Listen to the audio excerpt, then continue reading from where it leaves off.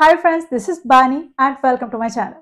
বন্ধুরা, আজকে আমি তোমাদের জন্য কিছু ইম্পর্ট্যান্ট ইডিয়ম নিয়ে এসেছি, যে ইডিয়মগুলোর ব্যবহার আমরা প্রায় হতে দেখি। ঠিক সেই কারণে এগুলোর সঠিক ব্যবহার আমাদের জানা দরকার। সেন্টেন্সে আমরা এগুলোকে ঠিক কোন অর্থে ব্যবহার করতে পারি।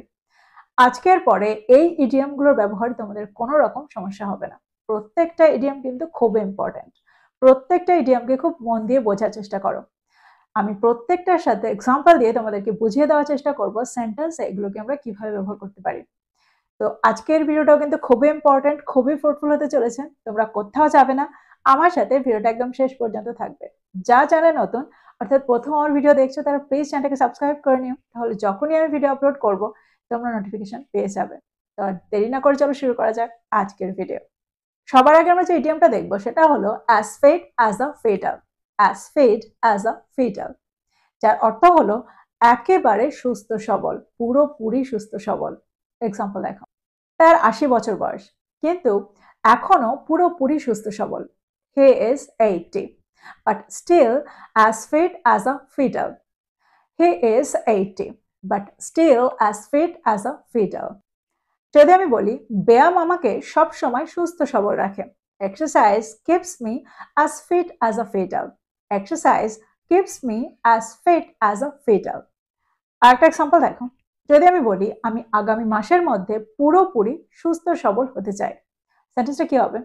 I want to be as fit as a fiddle by next month. I want to be as fit as a fiddle by next month. তো তোমরা বুঝতে পারছো সেন্টেন্সে আমরা অ্যাজ ফিট অ্যাজ আ ফিটালকে কত সহজে ব্যবহার করতে পারি। এবার আমরা দেখবো এর পরের ইডিয়ামটা। পরের ইডিয়ামটা হলো spill the beans. Spill the beans প্রায় আমরা সেন্টেন্সে এই ইডিয়ামটা ব্যবহার করতে দেখি। তো এই ইডিয়ামটার কি অর্থ? স্পিল দ্য বিনস এর অর্থ হলো কোনো গোপন কথা ফাঁস করে দেওয়া। দ্যাট মিনস কোনো গোপন কথা অন্যকে বলে দেওয়া, অন্যকে বলে ফেলা। সেন্টেন্স দেখো, যদি আমি বলি সারপ্রাইজ পার্টির ব্যাপারটা ফাঁস করে দিও না। Don't spill the beans about the surprise party. Don't spill the beans about the surprise party. যদি আমি বলি আমি ফাঁস করবো না, আমি প্রতিশ্রুতি দিচ্ছি। I won't spill the beans, I promise. I won't spill the beans, I promise. যদি আমি বলি আমি তাকে বলেছিলাম ফাঁস না করতে, কিন্তু সে করে দিয়েছে। দ্যাট মিনস সে ফাঁস করে দিয়েছে, সে বলে দিয়েছে। সেন্টেন্সটা কি হবে? I told her not to spill the beans but she did. I told her not to spill the beans, but she did. তো তোমরা বুঝতে পারছো সেন্টেন্সে আমরা এই ইডিয়ামটাকে কিভাবে ব্যবহার করতে পারি। খুব সহজেই আমরা সেন্টেন্সে স্পিল দ্য বিনসকে ব্যবহার করে থাকি, আর যার অর্থ হলো গোপন কথা ফাঁস করে দেওয়া। এইবার আমরা দেখবো এর পরেরটা। পরেরটা হলো full of beans. Full of beans, দেখো এটার অর্থ কিন্তু সম্পূর্ণ আলাদা।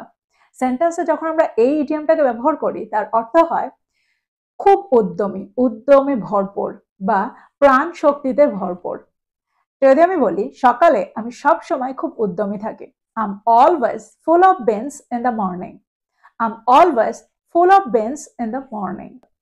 আরেকটা এক্সাম্পল দেখো, যদি আমি বলি চাটা খাওয়ার পরে সে চনমনে হয়ে উঠেছিল বা সে চাঙ্গা হয়ে উঠেছিল, দ্যাট মিনস সে উদ্যমে ভরে উঠেছিল। সেন্টেন্সটা কি হবে? After drinking tea, he became full of beans. After drinking tea, he became full of beans. যদি আমি বলি ৭০ বছর বয়সেও আমার দাদু একদম জন্মনে, সেন্টেন্সটা কি হবে? Even at 70, my grandfather is full of beans. Even at 70, my grandfather is full of beans. তো তোমরা বুঝতে পারছো সেন্টেন্সে আমরা এই ইডিয়ামটাকে কি করে ব্যবহার করলাম, অর্থাৎ সেন্টেন্সে আমরা ফুল অফ বিনসকে কি করে ব্যবহার করছি। এবার আমরা দেখবো এর পরেরটা। এবার যে ইডিয়ামটা আমরা দেখবো সেটা হলো an elephant's memory. An elephant's memory, that means তুখর স্মৃতিশক্তি। আমরা প্রায় বলে থাকি সে সব কিছু মনে রাখতে পারে, তার একদম তুখর স্মৃতিশক্তি। তো এরকম অর্থে আমরা সেন্টেন্সে এই ইডিয়ামটা ব্যবহার করে থাকি। এক্সাম্পল দেখো, যদি আমার তোমার মতো একটা তুখর স্মৃতিশক্তি থাকতো, আমরা প্রায় এরকম উইশ করি। তো সেন্টেন্সটা কি হবে? I wish I had an elephant's memory like years. I wish I had an elephant's memory like yours. দেখো এখানে আমরা like yours এর ব্যবহার করেছি, like you বলিনি, কারণ I had বলেছি।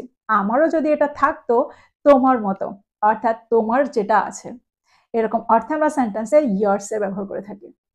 যদি আমি বলি সে প্রত্যেকটা ডিটেল, প্রত্যেকটা বিস্তারিত মনে রাখে, সত্যিই তুখর স্মৃতিশক্তি। She remembers every detail. Truly an elephant's memory. She remembers every detail. Truly an elephant's memory. যদি আমি বলি আমি তোমার তুখর স্মৃতিশক্তিকে প্রশংসা করি, I admire your elephant's memory. I admire your elephant's memory. তোমরা বুঝতে পারছো an elephant's memory কি অর্থ। সেন্টেন্সে যখন আমরা অর্থ করব তুখর স্মৃতিশক্তি, প্রচন্ড তুখর স্মৃতিশক্তি, তখন আমরা সেন্টেন্সে an elephant's memory বলবো। এবার যে ইডিয়মটা আমরা দেখবো সেটা হলো হিডেন জ্যাম। হিডেন জ্যাম, যার অর্থ হলো গোপন রত্ন। দেখো আমরা ইডিয়মটার ব্যবহার তখনই করি যখন আমরা কোনো জিনিস বা কোনো ব্যক্তিকে বোঝাতে চাই, অর্থাৎ এমন কোনো জিনিস বা এমন কোনো ব্যক্তি যে খুব দামি, যেটা খুব দামি বা খুবই মূল্যবান, কিন্তু সবার কাছে পরিচিত নয়, এরকম অর্থে আমরা সেন্টেন্সে এই ইডিয়মটা ব্যবহার করে থাকি। যদি আমি বলি এই বইটা একটা গোপন রত্ন, খুব কম মানুষই এটার ব্যাপারে জানে। This book is a hidden gem. Very few people know about it. This book is a hidden gem. Very few people know about it. আরেকটা এক্সাম্পল দেখো, এই ছোট ক্যাফেটা শহরটার মধ্যে একটা গোপন রত্ন। দ্যাট মিনস অনেকেই এটার ব্যাপারে জানে না। This small cafe is a hidden gem in the city. This small cafe is a hidden gem in the city. আরেকটা এক্সাম্পল দেখো, সে তাদের ক্রিকেট দলের একটা গোপন রত্ন। He is the hidden gem of their cricket team. He is the hidden gem of their cricket team. That means হয়তো তিনি সবার সামনে আসেন না, হয়তো সবাই তাকে চেনেন না, কিন্তু ক্রিকেট দলটার জন্য তিনি অত্যন্ত প্রয়োজনীয় একজন ব্যক্তি।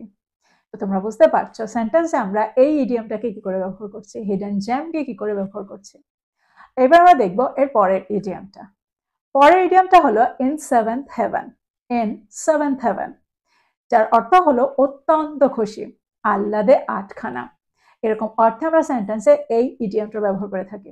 এক্সাম্পল দেখো, চাকরিটা পাওয়ার পরে সে অত্যন্ত খুশি ছিল। She was in seventh heaven after getting the job. She was in seventh heaven after getting the job. That means চাকরিটা পাওয়ার পরে সে প্রচন্ড খুশি ছিল। যদি আমি বলি জন্মদিনে সে অত্যন্ত খুশি ছিল, She was in seventh heaven on her birthday.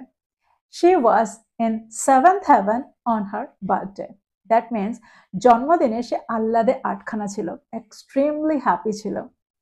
যদি আমি বলি একটা নতুন গাড়ি কেনার পরে তারা অত্যন্ত আনন্দে ছিল, They were in seventh heaven after buying a new car.